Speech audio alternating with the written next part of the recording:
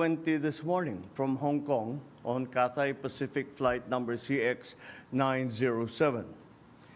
Mr. Duterte was arrested in compliance with our commitments to Interpol. Hours before his arrival, Interpol Manila received an official copy of the ICC warrant.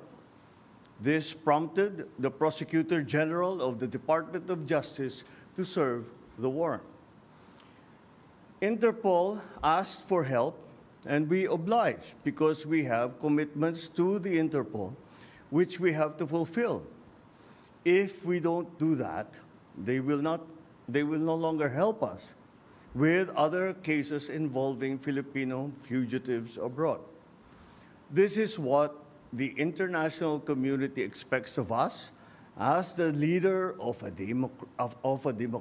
democratic country that is part of the community of nations. So I'm sure that the details that surround this what has happened today are familiar to you. I just wanted to make very, very clear and give you the facts from for the departure of former President Duterte from the Philippines. Thank you. Thank you very much, Mr. President. Kanina po ay nagpaabot ng tanong ang mga miyembro ng Malacanang Press Corps at atin po itong sasagutin. Question number 1. Mr. President, meron po bang pisikal na kopya ng warrant of arrest laban kay dating Pangulong Rodrigo Duterte mula sa ICC? Oh, meron. This came in. Actually, it came in. I received it from Secretary Remulla. I received it at 3 a.m. last night, and I looked at it, and we went back and forth. 6:30, he wrote me again, and he said, "We have it already. We have the warrant of arrest from Interpol." And I said, okay, we'll put all our plans into place, and sige, let's proceed as we had discussed. Now, that's what's happened. So yes, there is a very clear document that will explain that will explain the basis on how we conducted this arrest of former President Duterte. Sir, is it okay if we give them a copies of the arrest warrant, photocopies of the arrest warrant? Would that be possible? Do we have limitations on that? We have the limitations, but we can. We have here the SILG, who has been, of course, part and parcel of the entire operation. We will provide the PCO with a digital copy. It has been attested by the Secretary of Justice and the Department of Justice as a lawful and legal warrant. We will publish it after this press conference, and you can use it as reference. These are, it's very simple. It's a request to the Philippine government from Interpol to enforce the arrest warrant. And of course, we comply with our commitments to Interpol. We did not do this because it was derived from or it came from ICC. We did this because Interpol asked us to do it. And we have commitments to them, and we lived up to those commitments. Sir, thank you, sir. Second question, sir. Mr. President, sinasabi ng kampo ni PRRD na unlawful arrest daw itong ginawang pag-aresto sa kanya.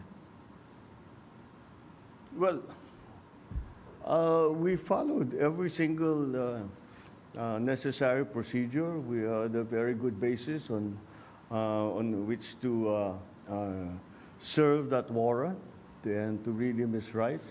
We followed all the legal procedures that are necessary. So I'm confident that if in further examination, you will find that it is proper and correct. Sir, third question from the MPC. Mr. President, may violation ba ito sa ating soberanya, itong pagkaka-aresto kay dating Pangulong Duterte? No. Bakit naman? Dahil consistent naman tayo. Hindi tayo tumutulong sa investigasyon ng ICC. Meron tayong contact sa kanila, natural. Pero no, not on an official level. We didn't help them in any way. The arrest, the arrest that we did today was in compliance with our commitments to Interpol. It just so happened that came from ICC. But it's not because it came from ICC. It's because it came from Interpol. Pang-apat po na tanong, Mr. President, sinasabi po nila na ito ay political persecution lamang at may kaugnayan din daw sa 2028 elections. Okay, well, I'm sure sasabihin nila yan. But this case started in 2017 when we were still members of the ICC, and it was during the time of former President Duterte. So I don't see how that can be political persecution on my part, because it was initiated before I even came into the picture. So that would seem. But once again, we have to recognize that, you know, of course, it's natural for people to put lalagyan ng politika, kulay ng politika.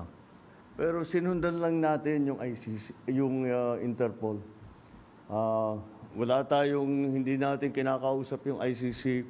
Marami silang hinihingi sa atin ng mga dokumento, wala kaming binigay. Yun lamang, hindi natin mahindian ang Interpol. Pag sinabi sa atin, tulungan nyo kami, kailangan namin kunin itong taong ito. Dahil, kung maalala ninyo, lahat ng mga tumakas dito sa Pilipinas, kagaya ni Alice Go, kagaya ni Arnie Tevez, kung sino-sino pa, pati naman yung mga human trafficking sa Myanmar, pati sa mga nadadamay. Sinong tumulong sa atin para makita natin yung mga ating kababayan na inaapi at ginagamit sa masamang paraan? Ang Interpol. Kaya naman, dapat naman tayo, pagka sinabi sa atin, tulungan nyo kami sa ganito, tumulong kayo. Kaya naman, ganun ang ginawa natin. Maraming salamat, Mr. President, sa paglilinaw ninyo. You want to ask another question? Take one question, sir. All right, sure. Sir, there are calls for people power. There are, in fact, as we speak, protest actions ongoing. Would you like to address the supporters of the former president? The supporters of the former president? Well, you know, again, the government is just doing its job. Wala namang, it's not because it's one person or another that we do the things that we do. Maybe sa nung mga nakaraan na mga administrasyon, baka ganun ang ginagawa. Pero para sa akin, hindi naman ganun. Sumusunod tayo sa batas. We are a member of the community of nations. We must live up to our responsibilities, to the commitments that we have made to the community of nations. And that is what's happened here. Politics doesn't enter into it. Bakit? Why that? You know, he's never going to be a candidate for anything. Why go after him? Di ba? At saka 2017 pa ito, wala pa ako. Civilian pa ako noon. So this is the evolution of his case, and this is where we end up. Yeah. All right. Thank you very much, Mr. President. Thank you. Good evening. Thank you.